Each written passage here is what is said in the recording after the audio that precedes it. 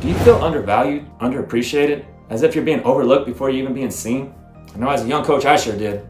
And if you feel the same way, I want you to do two things. One, thank you, no, and I'll explain in a little bit. And then two, listen to my story. Check it out. So before I started my coaching career, I actually had a great job working with the Dallas Mavericks. I was in the NBA, professional basketball, but my heart just knew and felt that I had to get back into football. I was missing it. So I decided to become a coach. My goal was to go to high school and then go to college football. And in this process, I had to get an alternative certification. And in that, I was living in a city called Rockwall, Texas, still a great city to this day. And when I was in Rockwall, I was meeting a lot of people. I'm getting a new job. I actually told the Mavericks, hey, I'm getting into coaching and I'm gonna leave at the end of July. So if I didn't find a job, I wouldn't have a job. So the pressure was kind of on. I put that pressure on myself for a reason because I said, I'm going to get a coaching job. Wherever it is, I'm gonna go. So I'm putting out my resume everywhere. I'm calling coaches all over and I'm meeting with all the coaches in Rockwall because Rockwall is a growing community. I met one coach, great coach. He brought me in, let me volunteer for spring football. He let me become part of the coaching staff. He let me listen on meetings. He really taught me a lot during the time. So I was excited, motivated. I was like, man, this could be a great opportunity. I think I could coach at this school. So then I go to the first school and coach calls me up. Coach Simmons, can you coach tennis? Never coached tennis before in my life, but I immediately said, yes, sir, I can coach tennis. He said, okay, I want you to be a varsity assistant tennis coach because we need one, and then you're gonna be a junior high football coach. We're gonna make this work, we're gonna make this happen. Got you a job, we're excited, are you on board? Coach, I'm 100% in. And what did I say before? I said thank you to the nose. So now I get to this opportunity, and I come up, and then the coach calls me up again. Hey coach, we got some bad news. Principal won't hire a first year teacher. I'm sorry, go get some experience, call me back after a year. One, not only did it hurt because I was told no and rejected, but it really hurt because I didn't even meet the principal. So I go to the other school in Rockwall. I'm excited. You know, I've been working and volunteering through spring ball. I've been showing up, working for free, and the coach kind of sits back one day and says, Coach, you know, I really appreciate everything you've done for us, but I just want to be upfront and transparent.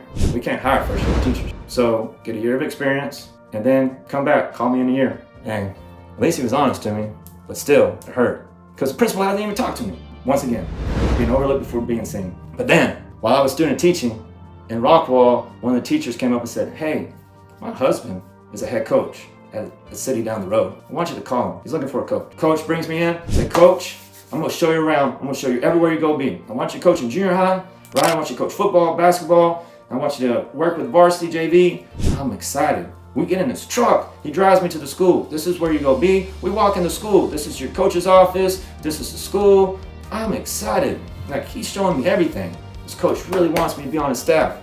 We come back, he says, Coach, hey, I'm excited. I really want you to be part of this staff. I'm gonna call you in a week. I'm gonna work out some details. Awesome, I'm motivated. I said thank you to the nose. I kept moving on. And then I get a phone call. Hey, Coach, hey, I really want you with this job. You ready to go? I'm ready. Fired up. Here we go. A couple weeks go by, no phone calls, nothing's happening. And then I get a call. Coach, sorry, can't hire first year teachers. Third coach who wanted to hire me, but the principal's saying no. Not the coach isn't even saying no, it's the principals. And the principals aren't even putting me in an interview. They're not even putting me in the classroom. I'm feeling overlooked before I'm even seen, once again. But you know what? I got to say thank you. Here's why. So I didn't have a job. I got about a month away until my current job ends. I don't know where to go, what to do. So I go to a job fair. As soon as I walk in that job fair, I say, man, Kevin Jones. I want to send your email, your resume. I want you to send your resume, these 3 people, as soon as possible. I'm excited. I'm fired up. I'm sending my emails, I'm sending my resumes. So I get a phone call. Mr. Simmons, you want to come up for an interview? Yes, I do. I'm there.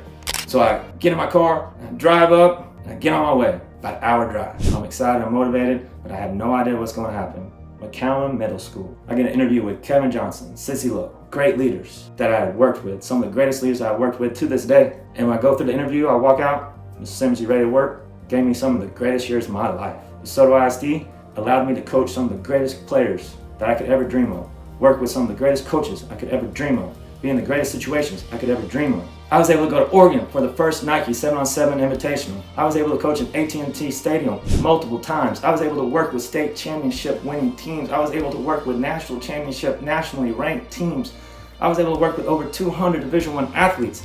I was able to be part of a community which I love to this day, and they love me back. The bonds we created in DeSoto, they can never be broke for one reason, because I could say thank you, man. So all those no's, that you're getting right now as a young coach, or even as a mature coach, where you're trying to get that head coaching job, the offensive coordinator job, the job that you feel is going to elevate your career, but you're being told no, you say, thank you, no.